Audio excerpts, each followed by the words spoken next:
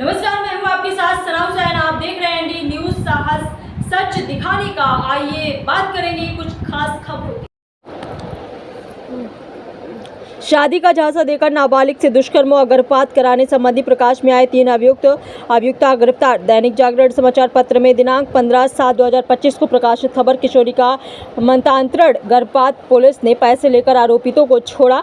थाना मल्हीपुर तथा थाना सोनवा पुलिस की जानकारी होने पर भी कोई कार्रवाई न करने तथा पैसा लेकर आरोपियों को मदद करने जैसे कतिपय आरोपों के संबंध में जांच की गई है। पुलिस अधीक्षक श्री घनश्याम चौरसिया के निर्देशन में उपरोक्त संदर्भित प्रकरण की जांच अपर पुलिस अधीक्षक श्रावस्ती के पर्यवेक्षण में क्षेत्राधिकारी भिनगा जनपद श्रावस्ती द्वारा की गई। जांच के मध्य संबंधित के लिए गए बयानात, पूछताछ व अभिलेखों के अवलोकन से पाया गया कि विपक्षी अब्दुल रहमान पुत्र नसीर अहमद, ग्राम लक्ष्मणपुर, कोठी थाना मल्हीपुर, जनपद Shravasti, social media platform Instagram के माध्यम से पीड़िता निवासी उत्तराखंड के संपर्क में आए। विपक्षी अब्दुल रहमान द्वारा पीड़िता को मार्च 2025 में प्रथम सप्ताह में बुलाया गया। बस द्वारा पीड़िता नानपारा बहराइच आई, जिसे 1 माह तक विपक्षी द्वारा अपने घर पर रखा गया तथा लगभग 1 माह अपने विभिन्न रिश्तेदारों के यहाँ रखकर शारीरिक संबंध बनाए, जिसके पश्चात गर्भवती होने पर उसका गर्भपात करा दिया गया।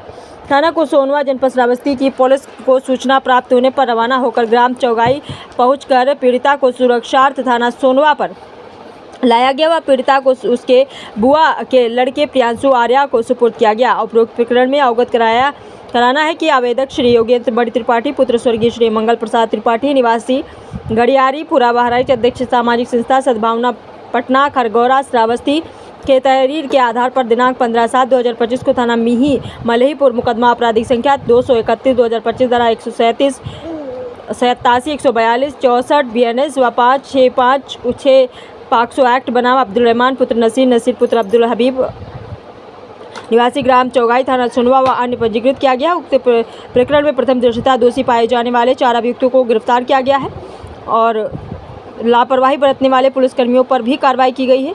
आइए देखते हैं आगे की रिपोर्ट। ये थाना मल्हीपुर क्षेत्र के लक्ष्मणपुर कोठी गांव के अब्दुल रहमान नाम का लड़का है जो बालिग है और उसके द्वारा इंस्टाग्राम के जरिए एक नैनीताल की लड़की से संपर्क हुआ और उसको एक बार वो लेने गया था नैनीताल। दोबारा उस लड़की को स्थानीय थाने ने उसके माता पिता के सुपुर्द कर दिया था। दोबारा पुनः एक फ़ोन के जरिए उस लड़की को अब्दुल रहमान ने बुलाया और उसको यहाँ नानपारा में वो बस से आई और उसको ले करके वो अपने घर पर लगभग 1 महीने रहा। उसके बाद अपने और बहनोई और बहनों के घर पे 2-3 जगह अगले 1 महीने तक रही। लगभग 2 माह तक वो लड़की यहाँ रही और अचानक उसको थाना सोनवा क्षेत्र के चौगोई गांव के पास में लावारिस हालत में मिली थी। स्थानीय पुलिस के द्वारा एक उपनिरीक्षक और 3 कांस्टेबलों के द्वारा इसकी जानकारी थी और उसके एक मुँहबोले भाई को बुला करके उसके बुआ का लड़का था उसको सुपुर्द कर दिया।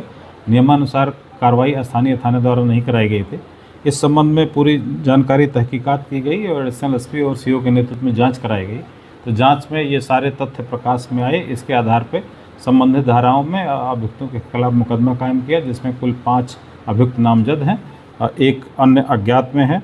अब्दुल रहमान, उसके पिता नसीर, मैकू और इसराफिल और उसकी बहन अमीलुल के नाम पे मुकदमा पंजीकृत किया गया है सभी संबंधित धाराओं में।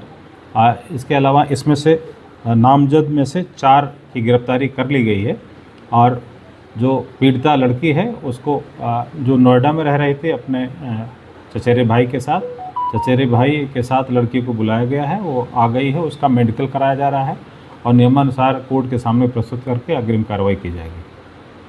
अलावा इस संबंध में जो 1 उपनिरीक्षक और 3 कांस्टेबल को नियमानुसार उनको सस्पेंड किया गया है क्योंकि उनकी भूमिका संदिग्ध पाई गई है और उनकी भूमिका की जांच एडिशनल एसपी के द्वारा की जा रही है और स्थानीय थाना सोनवा के थाना प्रभारी को लाइन हाजिर किया गया है और जांच के बाद उनके खिलाफ अग्रिम विभागीय कार्रवाई की जाएगी।